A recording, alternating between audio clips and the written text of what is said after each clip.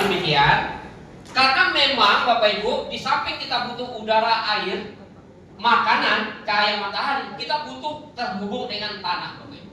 Itu hasil penelitian yang ada di buku tadi yang saya tunjukkan. Itu penelitian 60 tahun kurang lebih dari berbagai ahli di seluruh dunia yang menunjukkan bahwa manusia itu tidak bisa jauh-jauh dari tanah. Sama seperti pohon, Bapak Ibu. Kalau pohon ditanam di tanah, dicabut Bapak Ibu, itu pasti layu dan mati. Setuju ya? Setuju. Nah, manusia juga sama Bapak Ibu.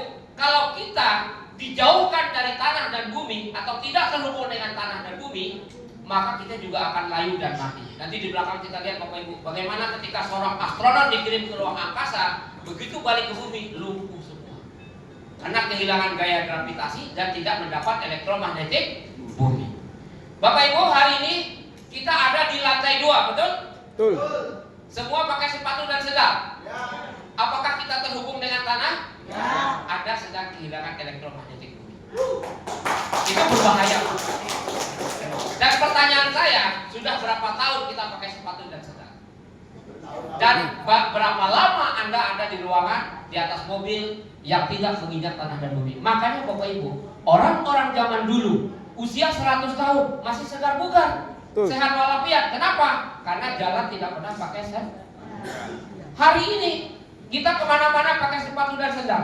Itu sama saja Bapak Ibu, ibarat alat elektronik kita dicabut kabelnya, karena kita tidak terhubung dengan tanah.